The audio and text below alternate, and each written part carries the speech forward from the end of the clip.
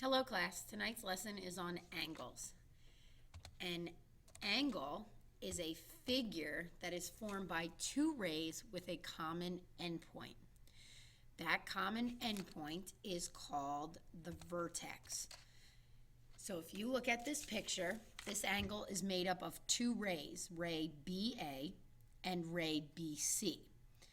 The endpoint of the rays, the common endpoint, is B, and that's the vertex.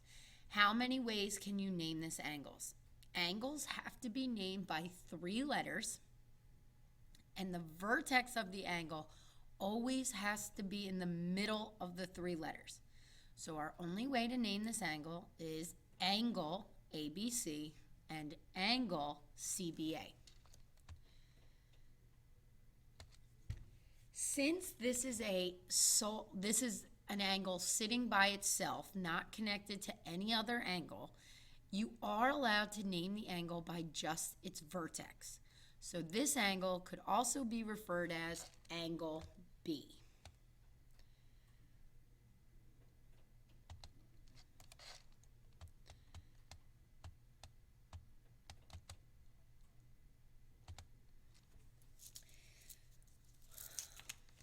I would like you to take a second, pause the video, and try to name the three angles that are in this picture. Okay, hopefully you saw that there's two smaller angles here and here. These angles could be WXY, or if you wanted to name it angle YXW, either way is fine. Angle YXZ or ZXY. And then don't forget that there is a large angle in the picture. So the big angle is WXZ or ZXW. You cannot use angle X in this to describe any of the angles because angle X is referring to all of those angles. So that's what I was talking about. If an angle is by itself like this one, you are allowed to use the vertex and name it angle B. If it is a combination of angles or sharing a vertex, you are not allowed to use the vertex. So that is just another suggestion. You should not name any of these angles angle X because all three angles have X as their vertex. All right, our next slide is on the four types of angles we are going to talk about. Most of you have probably seen these angles before. All right, this angle is what we call an acute angle. It's tiny, it's cute, and its measure is between 0 degrees and 90 degrees. So that's written as a mathematical equation that the measure of angle A is larger than 0 but less than 90. And please note, it's not less than or equal to 0, because if it was 0, it's not an angle. And it's not equal to 90, it's less than 90. So 89.999 is acute. But the second we hit 90 degrees, we have a right angle. And the measure of angle A in this angle has to be 90 degrees, not 90.5, not 91, not 89, 90 degrees.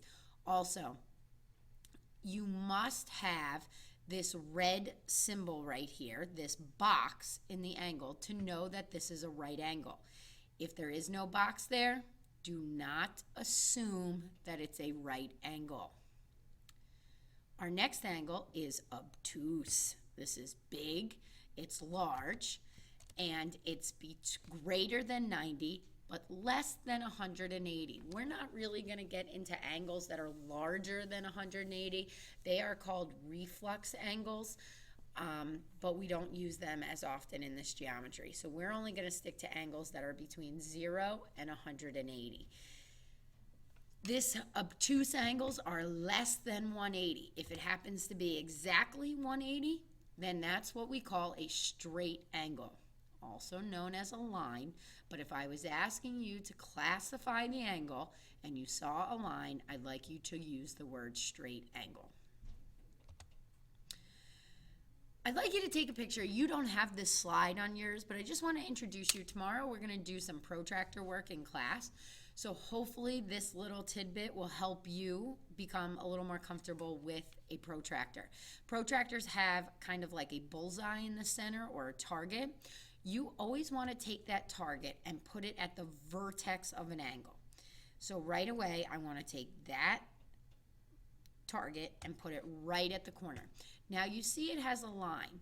This protractor line has to lie along one of the rays in the angle. So here I'm going to tilt it a little bit so that that line is even with the line of the angle. And now you have to read the other ray tells you how big or small this angle is. Now, the numbers always count from where you start to where you're going. So if I look at the top row, these are counting down. So it's not going to make any sense to use the top row. So I'm starting at 0, I'm going 10, 20, 30, 40, 50, 60, 70, 80, 85, and if you look exactly, it's 86. If there's a protractor question, I will give a degrees or two depending on how hard it is. But try to pay attention. Not everything's going to land on 85 or 75 or 70, okay? It's okay to use the little markings in between.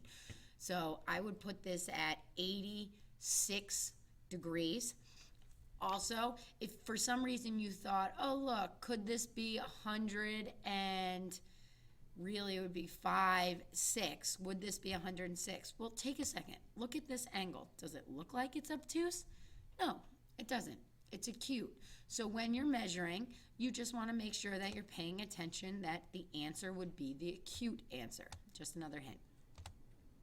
So take a second, pause the video, try to measure these angles, J, H, K. So for example, you want to go to J, H, K, and so if that's along here, you want to look at this ray right here, and you want to make sure you're reading the correct number. Is it the top number or the bottom number? Take a second, see if you can get the answer, and then we'll talk about it. Also, the second part says classify the angle. So you're not only giving me the degrees, you're classifying the angle. Pause the video. Here's your answers. H, for the first one, HJ is on 0 and HK passes through 55. So the measure of KHJ is 55 degrees, and it is an acute angle. In the second one, HG is on 0 and HK, okay, passes through two numbers, but if you're starting over here at this ray, then you're looking at the top numbers, and that is 125 degrees. Make sure you're counting from the left. It is also an obtuse angle. GJH is a line, so we consider that a straight angle, and GHL lands right on 90, so it's a 90 degrees. The next slide is on the angle addition postulate, and this postulate is almost the exact same postulate, and it's extremely similar in that we're just taking two small angles, for example, RSP and PST, and just saying that the sum of those have to add up to the large angle, RST, just like the segments. The two short pieces give us the entire length. So the postulate states this: if P is in the interior of RST, so here's P, and it's inside this angle, then the measure of RSP is equal to the sum of the measure of RSP and PST. It's just saying that the two small angles inside have to add up to the big one. I'd like you also to just write this so that you see it mathematically. If P is in the interior of RST, then angle RST equals the measure of angle RSP plus the measure of angle PST. So take a second, pause the video. I don't want you to see this yet. Pause the video and try to find the answer to CBD. So if ABD is the large angle, then ABC plus CBD, the two smaller angles, have to equal 115. So if 115 is the large, it equals 85 plus the measure that we're missing. You can use X and therefore subtract, and 30 degrees equals CBD. Very similar to segment addition, but now we're just doing angles. Go ahead, pause the video, try one that has a little algebra in it. Remember, you have to be able to locate the large angle, and in this case, the large angle is LKN. So figure out what that degrees is, read the directions, and then set up your equation. Pause the video and come back. Okay, welcome back. Hopefully you said that LKN, the big one, is equal to the two small ones. So we're going to fill it in. We're going to say 145 equals 2x plus 10 plus 4x minus 3. Algebraically, we're going to get 145 equals 6x plus 7. We're going to solve, and x is 23. So that's x, but are we done? It asks for the measure of LKM and the measure of MKN. So our second step is to put them back in.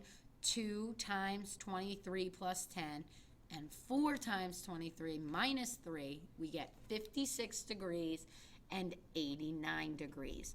Those two numbers, 56 and 89, should add up to 145. And if you do the math, they do. My last slide is extremely similar to congruent segments, except if two angles are congruent, if they have the same measure. And then we just have to make sure we are writing mathematically correct. First of all, these red symbols inside an angle, and they don't have to be red, they're just, if an angle is marked, that's showing you that these angles are congruent or equal in measure. If we are using equal sign, you read it as the measure of angle A is equal to the measure of angle B, and you need the M's because you're talking about the measure. So for example, you would say 60 degrees is equal to 60 degrees. If they are congruent, then we just use the angle symbol, and we just say angle A is congruent to angle B. And you don't need the measure. You're not talking about a number. You're just telling me the angles are congruent. This is important. You need to know this. You need to know that these congruent symbols mean that those two angles are the same. Other than that, that's the concept of angle addition, the types of angles, and congruent angles. Hopefully tomorrow you'll be able to add some angles together. Have a good night.